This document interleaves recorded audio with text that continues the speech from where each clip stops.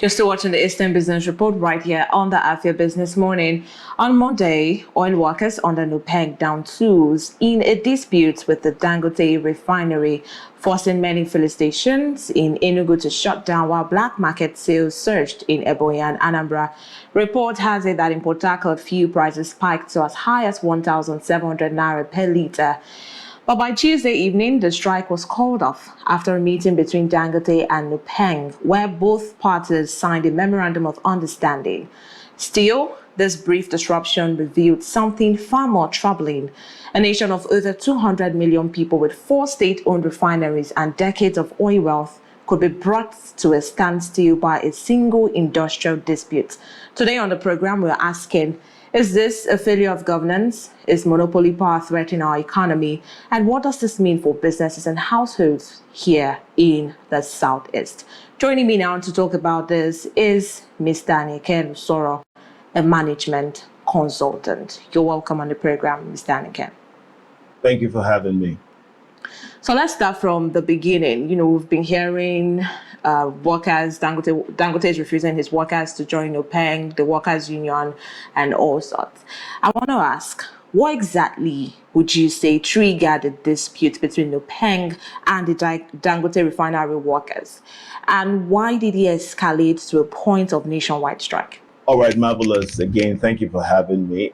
With regards to the subject matter at hand, truth of the matter is that Nigeria finds itself in a very precarious situation. You have a trade dispute that's happening within one organization, between the management of an organization and its workers, and then it has a national effect. The real conversation is on why it has a national effect. All right, so there's the issue of whether they wanted to unionize and all of that. And we could look at all of that as internal issues and domestic organizational issues, all right, when we look at it from the organizational development aspect. But then again, when we now look at the real question, the real issue is, how did this one singular thing cause such a national, catastrophe, if you like, and I like to classify it as such. This is also because, listen, we are having, you cannot be balanced sitting on one leg, all right? There was something that you said in your opening with regards to public refineries versus the one singular huge or massive private refinery that we have. So we find ourselves not being strategic, but coming from a place of dependency. And so anything that happens in that organization, in the Dangote Refinery, as it is right now, will affect the length and breadth of the nation Nigeria. Now, let me now scale that a little bit so we can have a deeper understanding to it. Why are we so focused on a private refinery? Why is this such a big deal? Why is it something that everybody is, running around trying to grasp? It's because we've had such colossal issues when it comes to public refineries. For one, let's look at them one after the other. You have Port Harcourt, you have Warri, you have Kaduna. All right, let's look at Port Harcourt, for instance. So Port Harcourt has about 2 decades, 20 years, if you like, of rehabilitation. And you're asking yourself, how does that happen? When does the work get done? When does refinery happen? All right, we're all about large announcements, about banner headlines in the newspapers, about ribbon cutting and launching and relaunching. But really, you ask yourself, where do we get service? When is there operation? Where does capacity set in? You're looking at Warri Refinery, for instance. You've had close to about $900 million or so, just something less than that has been sunk in, and yet it's more or less dead on arrival. What do we want to say about the Kaduna Refinery? So bottom line is that where the other supports that will have come from the public refineries that will still have put the nation in a place of not having to succumb to more or less, if you like, internal issues happening in Dangote in this refinery. We find ourselves, basically catching a cold every time a private refinery sneezes. And that's really where the heart of the conversation is. It's worrisome, it's troublesome, but it's something that we need to quickly as a nation begin to do something about. Marvelous. Yeah, thank you, Mr. Anikain, for that. Like you rightly said, you talked about the Port Harcourt refinery, you talked about Warri, and you mentioned the Kaduna refinery. When Port Harcourt refinery was functioning, we saw that it was producing up to 210,000 barrels per day, and this was fetching millions and millions of dollars for the country. When we also look at Warri Refinery, we look at the one in Kaduna, and this has been left for decades, like you said, without the government talking about it. They've been talking about it. Monies have been, sent out, or would I say designated for the use, but we've not seen anything. Like you said, it's been on the news. We've seen ribbon cutting. We've seen pictures. We've heard plans of rehabilitating and bringing this refinery back. Where would you say the gap is?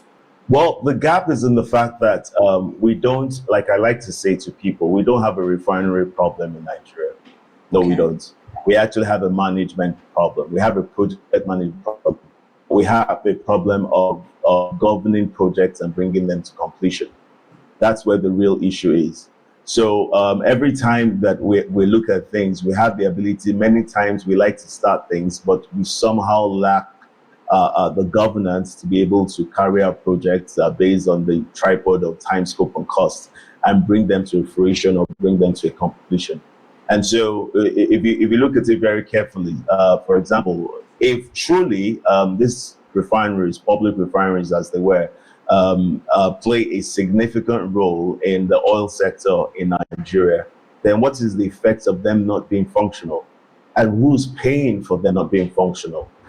Contracts are seeded out, awarded out, given to people, turnaround, maintenance, rehabilitation, and all of that. I mean, a refinery was shut down sometime in the month of, I think, March or May, and it was supposed to be shut down for 30 days, a month.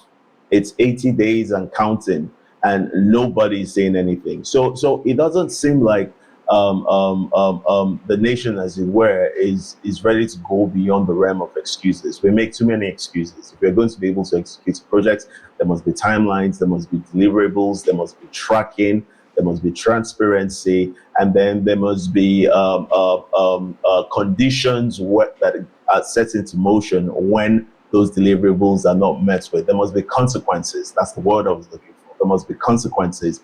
But right now, we don't seem to have that. Dangote came on, a private refinery, and even when it was supposed to be a clarion call to the public sector to be able to sit and develop the refineries that we have, everybody heaved a sigh of relief. We were glad, 650,000 barrels per day.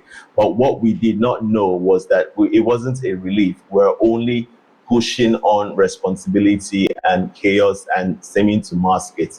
If you will describe the Nigerian oil sector in one word, according to me, it will be called fragile. So the way things are, it's too fragile. It's too fragile. It's way too fragile. Marvelous. So you're saying this is it's a problem in governance, not an oversight of the energy sector. No. It comes right from the governance. You cannot escape it. Who are the stakeholders here, and who's supposed to ensure that there's adequate monitoring and evaluation? Who records and gives figures with regards to the GDP? All right, whose revenue is it that gets yanked up? So it lies and falls at the doorstep of government. Enough has not been done, and that's the truth. A lot of lip service has been paid to it. A lot of like I said, ribbon cutting and propaganda and events and workshops have been done. But when it comes to the task of work, of capitalizing, of operationalizing, not enough has been done. And regulating and monitoring, certainly not enough has been done. Marvelous. Yeah, let's talk about what happened here in the South is during the strike. It happened just 2 days. The strike was called off yesterday evening, so let's not say it was fully 2 days. Let's just say maybe a day and a half. And we saw that things were already going up, prices of fuel. I mean, it was already affecting us here in the South. Eventually, the strike was called off. But if such disputes drag longer in the future, how vulnerable is the region's economy and, the transport system here in the Southeast? So generally speaking, before I zero in to the Southeast, let me say this. First of all, I believe very strongly as an economist that national stability comes from regional stability. All right. So when the regions are stable, then it sums up to national stability. It really doesn't work when you're trying to have national stability trickling down to regions. It means that the regions have responsibility. What you just saw was the vulnerability, and again, the word I used earlier, the fragility of the regions.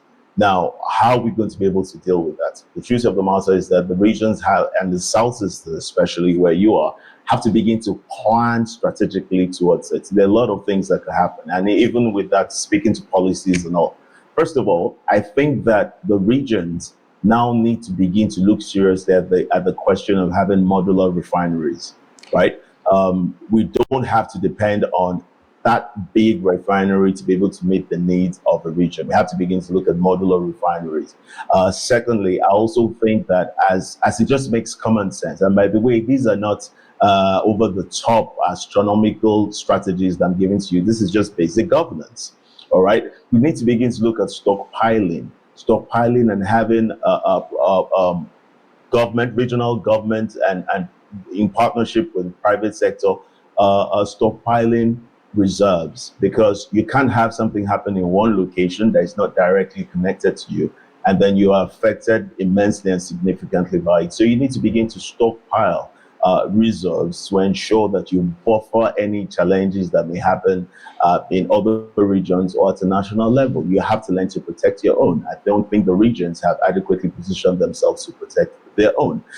Also, there's a need for us to look very critically, and no time is better than now, and looking at increasing significantly the fleet of CNG vehicles and seeing how to be able to adopt and deepen and stabilize and deploy CNG fleets across the region, Southeast especially. And incidentally, Southeast is actually the region that has the lowest penetration of CNG in Nigeria. So there's a lot that has to be done in that regard, because you need to begin to look at alternative power. All right. And you have to look at how things, because, you and I know that if there's a problem with fueling, there's a problem with transportation, there will be a problem with cost of goods and services, and that will eat significantly into the disposable income of the populace, and that will begin to affect their quality of living. That can bring about unrest, and the cycle goes on and on. So I think that for the Southeast as a region, there must be serious consideration, and not just consideration, action in lines of stockpiling, in lines of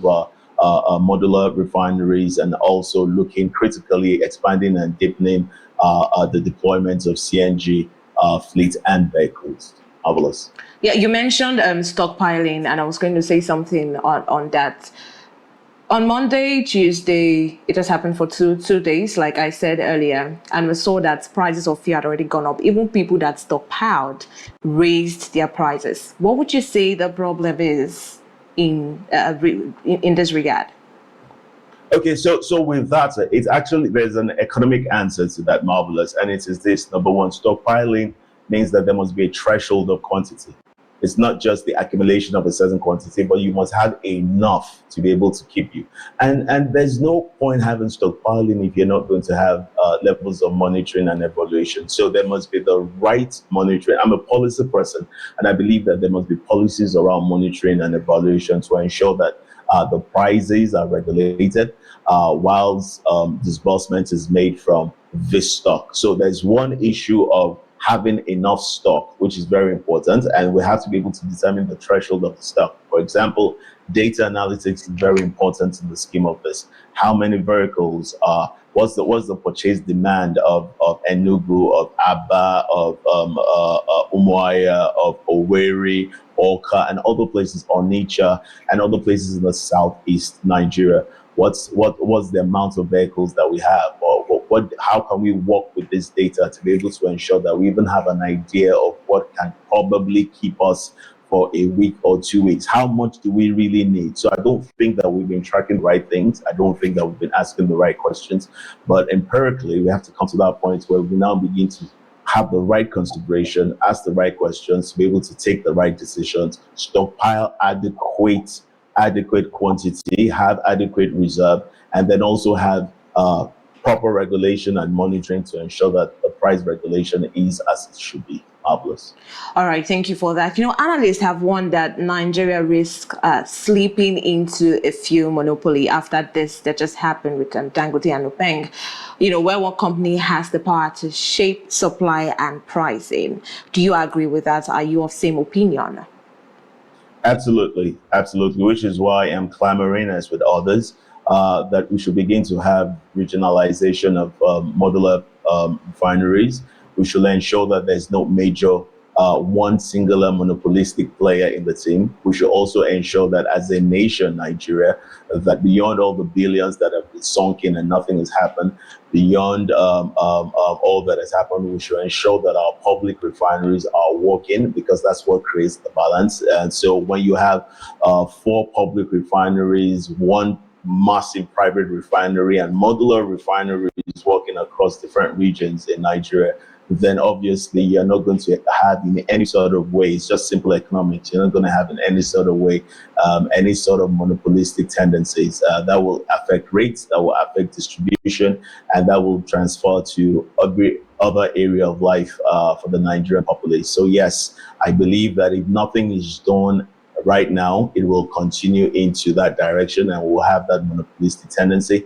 However, with the right interventions, as I've suggested, and others also have suggested, we can turn this around. It's just for Nigeria to begin to make strategic moves and not just emotional moves. Marvelous. All right, thank you. Before I let you go, beyond resolving, the immediate dispute, we saw that an MOU was signed yesterday. What bold steps must the government and industry take to secure energy supply, whether through modular refineries, whether through gas, whether through renewables, or policy reforms? Well, marvelous, interesting question, and a way for us to end this conversation. Well, like I said earlier, and I repeat myself, ordinarily, you have many organizations that have trade disputes and all union disputes within them, but it doesn't shake the industry. You could have a bank having issues with its workers, and it doesn't affect the banking industry. You could have an insurance company. All right, so I just wanted to close with this, that, for us to avoid this shaky kind of situation, for us to have a situation where we don't have disruptions, and to be prepared for disruptions, we really need to move beyond paying lip service to the resuscitation and genuine resuscitation of our public refineries, the creation of increased number of regional modular refineries, in line with the big cat, which is the Dangote Refinery. That way we'll have stability. We need to move from being fragile, our oil sector, to anti-fragility. And this is really what we just need to do going forward. Marvelous. All right, thank you so much for joining us on the program today. Our time is fast spent. Thank you. Thank you for having me. And that's the much you can take on the Eastern Business Reports this morning. Till I see you tomorrow for another edition of the Afia Business Morning. I am Marvelous Apwaga. Many thanks for watching, and bye for now.